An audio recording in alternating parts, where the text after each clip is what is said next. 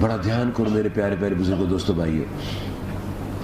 پیارے کریم آقا علیہ السلام آپ نماز پڑھا رہے ہیں، رخ زیبا مبارک آسمان کی طرف کیا ہوا ہے. میرے استاد محترم شیخ پیر طریقت رہبر شریعت امین علم لدنی حضرت قبلہ حاجی محمد نگینہ صاحب رحمۃ اللہ نے لکھا ہے، یہ جو آیت ہے اس کا ترجمہ پتہ کیا ہے؟ کہتے ہیں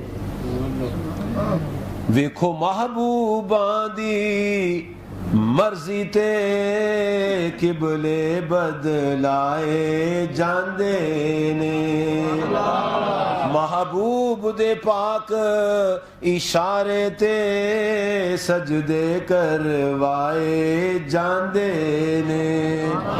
لب ہلے نہیں، لب ہلے نہیں، ہاتھ چائے نہیں، لب ہلے نہیں. قیام تھا نا، قیام تھا، اور قیام میں اور کوئی بات نہیں کرتے، صرف اللہ کا کلام پڑھتے ہیں، قرآن پاک، اور ہاتھ بھی اٹھاتے. میں بتا دوں آپ کو، ایسے کر کے نہیں کرتے نماز میں کھڑے ہو کے. کرتے ہو تو نہ کرا کرو، کرتے ہو تو نہ کرا کرو، کیوں قیام میں ایسے ایسے کرتے ہیں، دونوں ہاتھ باندھے ہوتے ہیں. جب دعائے قنوت پڑھتے ہیں پھر بھی ایسے کرتے ہیں، ایسے نہیں کرتے. قیام میں لب ہلے نہیں، ہاتھ چائے نہیں، ایویں. It means by the way, there is no planning before that. اس سے پہلے کوئی پلاننگ نہیں تھی کہ آپ نے صحابہ کو فرمایا صحابہ میں انج کروں گا تم انج کرنا، میں انج کروں گا تو انج کرنا، نہ نہ، بلکہ اچانک لب ہلے نہیں، ہاتھ چائے نہیں، ایویں رخ دا رخ بدلایا سی، ایتھے بھی فتوی دعا دیوا دے پہ توڑ چڑھائے جاندے نے. او جو چاندے سو ہو جاندہ. ام المومنین سیدہ عائشہ صدیقہ رضی اللہ فرماتی ہیں پیارے آقا علیہ السلام سے فرمایا میں چاہوں تو یہ پہاڑ سونے کے بن کر میرے ساتھ چلے.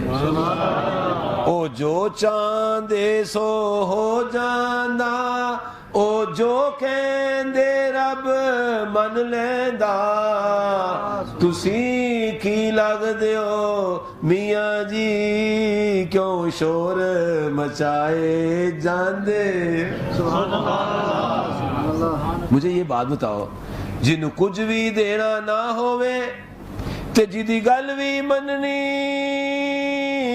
نہ ہوئے، پلا پوچھو رب تو اے ہو جے محبوب بنائے جاندے نے.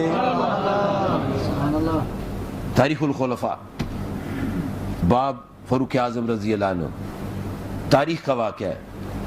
محبوب دی گل تے ایک پاسے، وہ سناتا ہوں میں آپ کو بھی، ٹھہر جاؤ. محبوب دی گل تے ایک پاسے، سنو سنو گل محبوب دے خادماں دی، فاروق دے لکھیاں رکیاں تے پہ نیل چلائے جاندے نے.